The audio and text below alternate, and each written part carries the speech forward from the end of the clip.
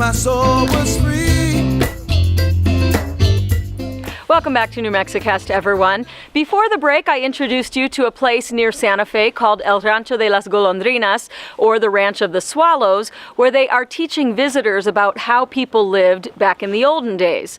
Well, now on to a story about a relatively new trend of going back to the basics called urban beekeeping. Enjoy. What did you catch? A toad frog. Oh, and he jumped. Far from the stereotypical image of a scared little girl screaming at the creatures in the bosque near the Rio Grande, little Mila is fascinated by the wildlife she finds here. Very neat. From jumping frogs. Last time I caught 2 of these. The reason why they're yellow is because bees aren't going to attack this. They'll attack it if it's black. To buzzing bees. It looks like a bear. Yeah, or maybe a skunk. You're right. She and her mother are among the curious students taking a bee mentoring class at Albuquerque's Open Spaceland today. So remember, try to pull that up first with the, One of today's teachers, Laura Lovell, can understand Mila's fascination with these critters. It wasn't so long ago that she was one of the students eager to learn about bees. Now remember, lift it straight out. Very nice. Bees. There we go. There's lots more on there. And that's just starting to get filled with honey. So yeah, be careful. You can turn it that way, but... I came to a talk out here at Open Space, and it was for National Pollinators Week. And I listened to a man named Les Crowder talk all about urban beekeeping, and specifically top bar hives, the style that we were looking through. And I just was smitten. I was like, wait a minute, you can keep bees in your backyard? and it was like, you don't have to be born into it. It was like, I'm doing that. But it's got a couple of little lobes, right? You can see better at the bottom. There were probably 3. For Laura, that was the beginning of her love affair with bees. One thing you want to do is listen for your bees. Sometimes, too, they leave those holes so they can channel through to the next comb. I read everything I could get my hands on about bees, like over the winter, that winter. Then the next year, I got bees of my own. I ordered them through Craig Norlander in the Edgewood, and he went and picked them up in California and brought all these bees back, and then I helped install bees at Old Town Farm into other beekeepers' hives. And then I captured my first swarm a month later, and then just learned everything I could by doing, more than the lots of trial and error, lots of stings. My son and my husband had never been stung in our own bee yard, because they're not the ones that are all up in their house trying to steal their honey and that kind of stuff. Maybe the whole thing is filled with brood and they're trying to do some swarm suppression. But Laura and other area beekeepers are much more than honey thieves. They host bee mentoring classes like this to help the bees and the humans. I saw what might have been a queen cell back here, but bees are so important because they actually pollinate about 1/3 of our food crops.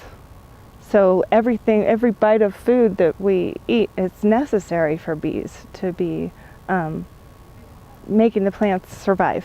They pollinate them, the plants die off if they're not pollinated. And then they don't produce any vegetables or fruit. So we would have a really, really boring diet of just brown grass and maybe some wheat and things that even cattle couldn't eat, the grasses and things like that they eat. We would have really boring diet, but also because I've just been fascinated with bees always, and I'm a home gardener, and the bugs aren't there. You notice if the bugs aren't around, your plants start looking kind of sad and wilted, and then with colony collapse disorder, I want to do my part. According to the Natural Resources Defense Council, colony collapse disorder is a phenomenon where seemingly healthy bees abandon their hives in mass and never return. We're going to look for eggs too. Those are way harder to see. Some researchers estimate that nearly 1/3 of all honeybee colonies in the U.S. have vanished. This is a beautiful comb. It's all capped off with honey. Look at the backside. It's white and beautiful. And once it's capped off, the bees don't need to do anything to it, so they're not hanging out on it. Backyard beekeepers like Laura are trying to reverse that trend by keeping bees themselves and encouraging others to do the same. If they felt threatened, they're going to start eating it, but they're not threatened. We would have much better bees survival rates if like 100 people had 2 hives in their backyards with all the plant diversity we have from everybody's home gardens, as opposed to 1 person with 2,000 hives in the middle of 5 acres. They're not getting all the diversity. They're like, I love chocolate cake, but if that's all I ever ate, I would be, bored and malnutritioned. And so we don't want that to happen to our bees. It's actually better. The city bees are thriving more so than, like, say, a bunch of hives stuck in the middle of 5 acres of alfalfa, and that's all they're getting. See how this stuff down here is all frosty? That's honey that then they've literally put a little wax cap over it, so that's how they know that's already been ripened. They're starting to store it for the winter. But it's not just about the big picture. Laura is always looking for creative things to do with the honey and the wax that comes from her busy bees. I tried to utilize the wax in ways that aren't the obvious, like candles or soap or whatever. I make encaustic paintings, and that's actually beeswax mixed with pine resin and paint pigment. And then it's archival quality. It'll last longer than we will, and it makes a really nice smelling piece of artwork. It's very spontaneous. It's fun to do because you have to play with heat, fire, and it smells great, like pine and wax, honey, waxy honey. So yeah, I definitely eat honey. Raw local honey is the best stuff for your allergies. And I've noticed my allergies have diminished quite a bit since keeping bees. I used to get them really bad, and now I eat just a tablespoon of honey every morning, and I don't get the allergies. The queen, however, can live up to 7 years, but if she's not laying productively, the bees will kill her and hatch a new one. Connecting with nature and helping others do the same. But it's got a ton of bee bread in it, so that's why they haven't moved it to the back. Look here, the bees are packing pollen in there. For beekeepers like Laura Lovell, that's about as sweet as it gets. This one's pretty full of pollen. I don't know if you can see down in there. At Albuquerque's Open Space Visitor Center for New Mexicast, I'm Rosalinda Roman. And they put the pollen in there, and then they ram it in with their foreheads and pack it.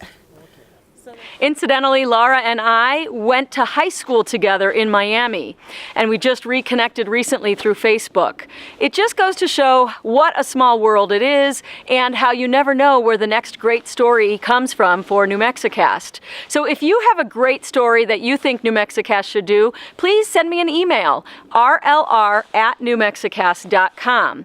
But remember to keep it happy, positive, family-friendly, because that's what I do here on New Mexicast. I'm not into that doom and gloom. There are plenty of other media outlets that do that. Here, we like to tell enchanting stories. So please continue to share those with me and share New Mexicast with your friends. Thank you for all of your support. I'm Rosalinda Roman. like a dream I had. New Mexicast theme song is New Mexico by Dorian Spencer.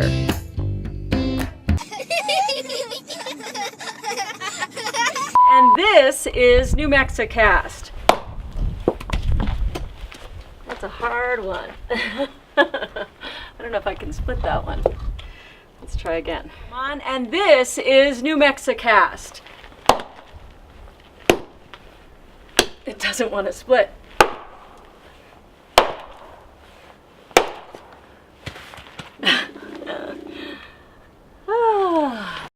You have to wash it, clean it, because you really don't like poop and dirt in here. So you're washing all the poop and dirt off. Nate, can you stop saying that, please? That is true. No. How about just the dirty stuff? Why were there bees everywhere? Why were there bees everywhere? Sorry, I forgot you're attached. Why were there bees everywhere? Yeah. Because they're letting them, I don't know, that's their home, and we were checking them out. Okay? Okay. Okay, no more talking for a minute so Mommy can talk with Miss Laura. Nectar collection in the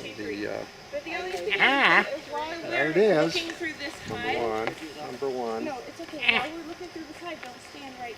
And it's because I squished her. Was that a sting? Yeah.